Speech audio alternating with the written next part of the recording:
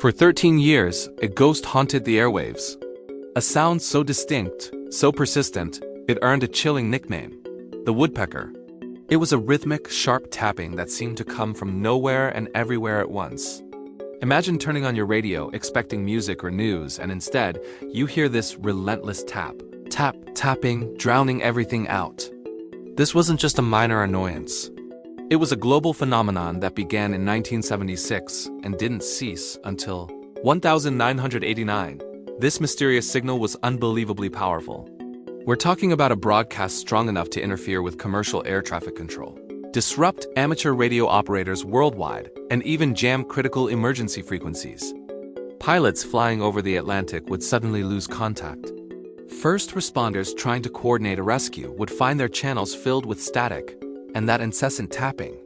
For years, the world was baffled.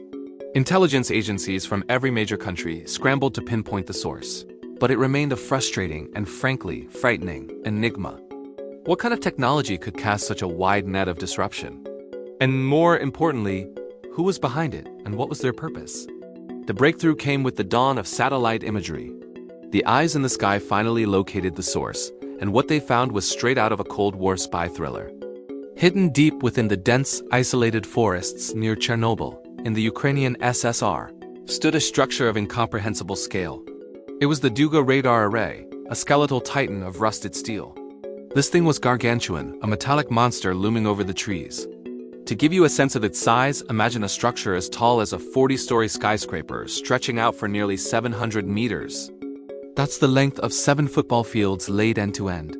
It was an engineering marvel, but also a terrifying one, a silent giant in a forgotten wood. Officially, the Duga radar was part of the Soviet Union's early warning system, designed to detect the launch of ballistic missiles from thousands of miles away by looking for disturbances in the ionosphere. It was the ultimate tripwire, the first line of defense against a nuclear apocalypse. The powerful 10-megawatt bursts of radio energy it emitted were what created the woodpecker sound that had plagued the world's airwaves. The official story made sense on the surface. But as the Soviet Union crumbled and secrets began to spill, a darker, more unsettling theory emerged from the whispers and redacted files. This is where the story takes a turn into the realm of science fiction, or perhaps science fact. Some declassified documents and fringe theories began to suggest that Duga had a dual purpose.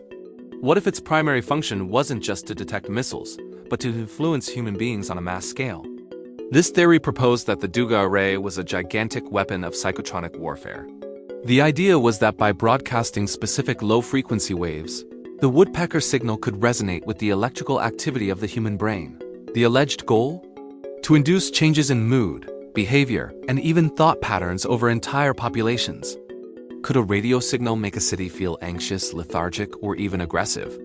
It sounds like something from a movie, but the concept of mind control was a very real area of research during the Cold War. Think about it. A weapon that doesn't level cities but pacifies or demoralizes them from a distance. The ultimate tool for psychological warfare. While mainstream science largely dismisses these claims, the whispers persist. Was the Duga radar simply a defensive shield, or was it a sinister experiment in global mind control, a weapon aimed not at our bodies, but at our very consciousness? The truth, like the radar itself, is shrouded in the decay of the past. The operators are long gone, the control panels are dark and silent, and the massive steel forest is slowly being reclaimed by nature. The power is off. But if you listen closely to the static between stations late at night, you might just hear it. A faint, rhythmic tapping. The ghost of the woodpecker, still echoing from the iron forest. Thank you for joining us in the archive. If you find these hidden histories as fascinating as we do, make sure to subscribe and hit that notification bell. We have many more secrets to uncover.